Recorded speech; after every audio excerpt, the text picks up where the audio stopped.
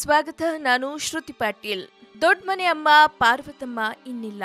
ಹೌದು, ವರನಟ ಡಾಕ್ಟರ್ ರಾಜ್ಕುಮಾರ್ ಅವರ ಪತ್ನಿ ಕನ್ನಡ ಚಲನಚಿತ್ರ ನಿರ್ಮಾಪಕಿ ಪಾರ್ವತಮ್ಮ ರಾಜ್ಕುಮಾರ್ ಇಂದು ಬೆಳಗ್ಗೆ ಎಂಎಸ್ ರಾಮಯ್ಯ ಆಸ್ಪತ್ರೆಯಲ್ಲಿ ವಿಧಿವಶರಾಗಿದ್ದಾರೆ.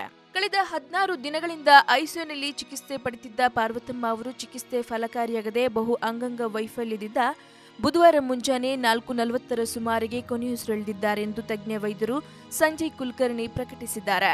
ಪಾರ್ವತಮ್ಮ ಅವರ ಪಾರ್ಥಿವ ಶರೀರವನ್ನ ಆಸ್ಪತ್ರೆಯಿಂದ ರಾಘವೇಂದ್ರ ರಾಜ್ಕುಮಾರ್ ಅವರ ನಿವಾಸಕ್ಕೆ ತರಲಾಗಿದೆ. ಸದಾಶಿವ ನಗರದಲ್ಲಿರೋ ಪೂರ್ಣಪ್ರಜ್ಞಾ ಮೈದಾನದಲ್ಲಿ ಬೆಳಗ್ಗೆ 10 ಗಂಟೆಗೆ ನಂತರ ಸಾರ್ವಜನಿಕರ ಅಂತಿಮ ದರ್ಶನ ಪಡೆದುಕೊಳ್ಳಬಹುದು. ಇನ್ನು ಕಂಠೀರವ ಸ್ಟುಡಿಯೋದಲ್ಲಿ ಸಂಜೆ ವೇಳೆಗೆ ಅಂತಿಮ ಸಂಸ್ಕಾರ ನಡೆಸಲಾಗುವುದು. ಪಾರ್ವತಮ್ಮ ಅವರ ಇಚ್ಛೆಯಂತೆ ಅವರ ಕಣ್ಗಳನ್ನ ದಾನವಾಗಿ ಪಡೆಯಲಾಗಿದೆ ಎಂದು ಕುಟುಂಬ ವರ್ಗ ಹೇಳಿದೆ.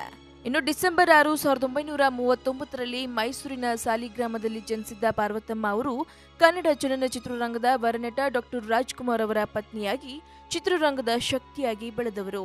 ಪಾರ್ವತಮ್ಮ ಅವರ ಪುತ್ರರಾದ ಶಿವರಾಜ್ ಕುಮಾರ್, ರಾಘವೇಂದ್ರ ರಾಜ್ಕುಮಾರ್ ಹಾಗೂ ಪುನೀತ್ ರಾಜ್ಕುಮಾರ್, ಇಬ್ಬರು ಪುತ್ರಿಯರಾದ ಪೂರ್ಣಿಮಾ ಲಕ್ಷ್ಮಿ, ಸೋದರರಾದ ಎಸ್.ಎ. ಚಿನ್ನೇಗೌಡ, ಗೋವಿಂದರಾಜು ಹಾಗೂ ಶ್ರೀನಿವಾಸ್ ಸೇರಿದಂತೆ ಮೊಮ್ಮಕ್ಕಳು ಅಪಾರ ಅಭಿಮಾನಿ ವರ್ಗವನ್ನಾಗಲಿದ್ದಾರೆ.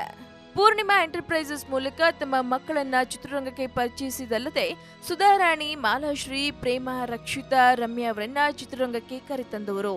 ಸರಿಸುಮಾರು 80ಕ್ಕೂ ಅಧಿಕ ಚಿತ್ರಗಳನ್ನ ನಿರ್ಮಿಸಿದ್ರು. ಇನ್ನು ಡಾಕ್ಟರ್ ರಾಜ್ ಅಭಿನಯದ ಹಾಲು ಚೇನು, ಕವಿರತ್ನ ಕಾಳಿದಾಸ, ಜೀವನ ಚೈತ್ರ, ಶಿವರಾಜ್ ಅಭಿನಯದ ಆನಂದ್, ಓಂ, ಜನುಮದ ಜೋಡಿ, ರಾಘವೇಂದ್ರ ರಾಜ್ಕುಮಾರ್ ಅಭಿನಯದ ನಂಜುಂಡಿ ಕಲ್ಯಾಣ, ಪುನೀತ್ ಅಭಿನಯದ ಅಪ್ಪು, ಅಭಿ, ಹುಡುಗರು ಸೇರಿದಂತೆ ಅನೇಕ ಹಿಟ್ ಚಿತ್ರಗಳನ್ನ ನಿರ್ಮಾಪಕರಾಗಿ ನೀಡಿದ್ದಾರೆ. ಒಟ್ಟಾರೆ ದೊಡ್ಡ ಮನೆಯ ಅಮ್ಮ ವಿಧಿವಶರಾಗಿ ನಮ್ಮೆಲ್ಲರನ್ನ ಅಗಲಿ ಹೋಗಿದ್ದಾರೆ. ಅವರ ಆತ್ಮಕ್ಕೆ ಶಾಂತಿ ಸಿಗ್ಲಿ. ಇನ್ನು ಪಾರ್ವತಮ್ಮ ಅವರ ಜೀವನ ಚರಿತ್ರೆ ಹೇಗಿತ್ತು, ಅವರ ಬೆಳೆದು ಬಂದ ಹಾದಿ ಹೇಗಿತ್ತು, ಇವೆಲ್ಲದರ ಬಗ್ಗೆ ತಿಳ್ಕೊಳ್ಳೋ ಕುತೂಹಲ ನಿಮ್ಗಿದ್ರೆ ಮಿಸ್ ಮಾಡದೆ ನೋಡ್ತಾರಿ ಫಿಲ್ಮಿ ಬೀಟ್ ಕನ್ನಡ. ಹಾಗೆ ವಿಡಿಯೋನ ಲೈಕ್ ಮಾಡಿ, ಶೇರ್ ಮಾಡಿ, ಮಿಸ್ ಮಾಡದೆ ಫಿಲ್ಮಿ ಬೀಟ್ಗೆ ಸಬ್ಸ್ಕ್ರೈಬ್ ಮಾಡಿ.